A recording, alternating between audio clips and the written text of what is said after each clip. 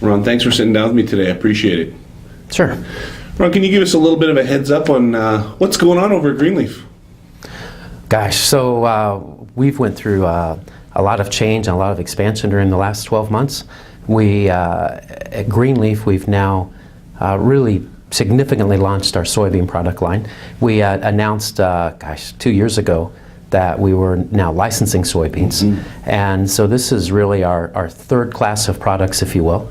And we released 22 new varieties, but not only the new varieties, is the product performance has just tremendously stepped up. And I guess it's like any time you start into something new, takes a bit of time, and so that's a big change. And then an even bigger change is that as Greenleaf, we've now come together with the AgriPro business of Syngenta.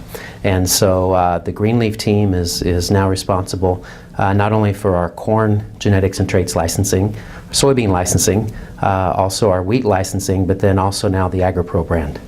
And that was not enough change in the last 12 months. Right. We've also launched a new distribution brand called Innotech that's sold across the country to go along with our other two distribution brands, Catalyst and Phoenix. Sounds exciting. Lots of stuff on the go. Yeah, it has been. Yeah. Ron, your main target audience is the independent seed company. Can you talk a little bit about what the trends that you see within that kind of genre of the seed industry? Yeah, it's there's almost like an electrifying excitement, huh? Mm. It's really neat. If I think back a few years ago, there were a lot of challenges. You know, the farm economy wasn't so good. A lot of guys were struggling.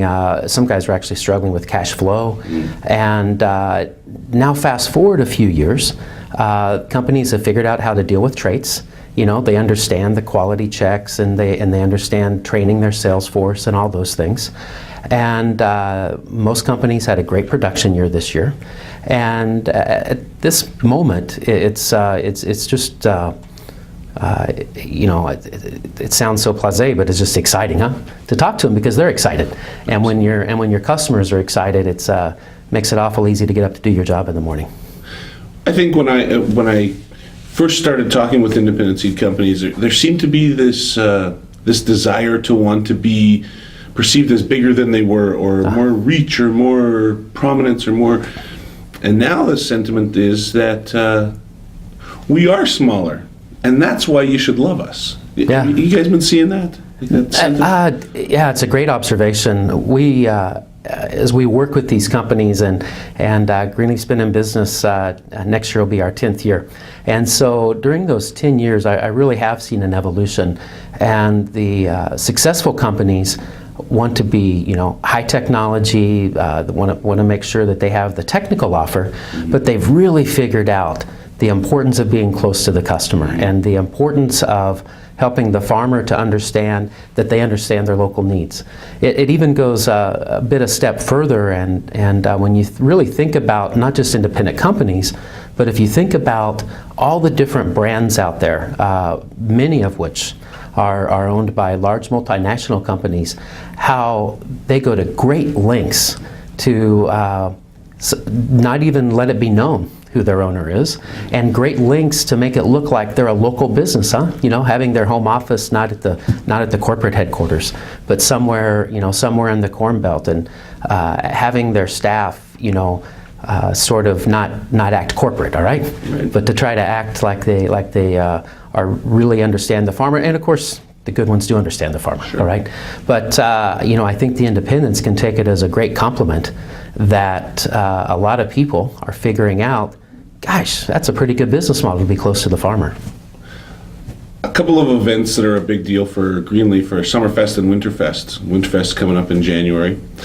Can you talk to us a little bit about why that has become such a tradition within Greenleaf and why it's so important to the organization? Yeah, so we've tried to use those two events to really focus on, I guess I would say, sharing education and having discussions about technology primarily, huh? Mm-hmm. The IPSA meeting that immediately follows our Winterfest will spend a lot of time on helping with information around how companies can better run their business, how they can better recruit top employees, how they can excel at their business. And so our Summerfest, we use to demonstrate typically our biotech traits out in the field. People can touch them. We'll have products in there that won't actually be to the market for maybe 4 or 5 years. And then in the case of Winterfest, that really is probably more of a focus on the genetics. Companies are working on their production plans, they're making that last decision, and for most seed companies, putting their production plan together is typically their largest investment for the year. Right. And so we want to make sure that we do all that we can to share our knowledge as part of their overall information they have to pull together to make their decisions. Excellent. So when we look down that wonderful pipeline, anything in there that gets you real excited, Ron, that you can talk to us about? Well, there is. Since when we started 10 years ago, we had a single trait, ET11, corn borer trait. Along came glyphosate, and it got tangled up in some litigation for a while.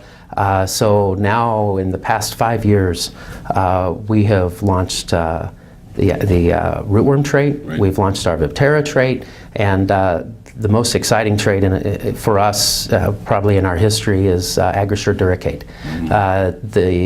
Not only is the technology fantastic, sometimes it's good to be at the right place at the right time. Mm-hmm. And at the moment, with all the rootworm resistance issues that are both in the field, but also that are being discussed by farmers that don't necessarily have the problem yet themselves, but they want to make sure they don't get the problem. And the excitement around that product, and I guess I would say pressure from our customers to go faster is just a really fun place to be. That's a bit of a shift for farmers, I think, that idea of the preventative. I think that we used to see farmers say, I don't need that part of the trait, I don't need that characteristic because I don't have that problem. And now I think we're seeing them realize that if we don't do this preventatively, that's how this continues. Does that fit with what you guys are seeing? Well, and it's not only the farmer, but also as industry. Mm. So this is going to be the first biotech trait for rootworm that will never be used, sold, planted in the marketplace, except for always with another rootworm trait. All right, it will never be out there by itself. One way, if anything, we've learned to accelerate resistance is to have a single mode of action in the field. And so this is, we could probably go faster if we were willing to put the trait out there by itself, and it would perform absolutely fantastic. But in terms of the durability and the longevity of the trait, we will always have it stacked with another product. And now I think farmers understand that. Huh? Right. Can you talk a little bit about the shift that we're seeing to seed-applied components? Instead, I mean, there's always lots of discussion. I just spent some time in Europe, and they're certainly discussing it a lot. Mm-hmm. Can you give us Greenleaf's take on the seed-applied technologies? So, as Greenleaf, we have made an intentional effort to move very close and to work very closely with Syngenta's seed care team, mm-hmm. because as seed-applied insecticides and fungicides and biologicals become more important, we need to make sure that we have a good set of data and that our customers understand how those can support or enhance the value that they're going to get from their genetics and traits.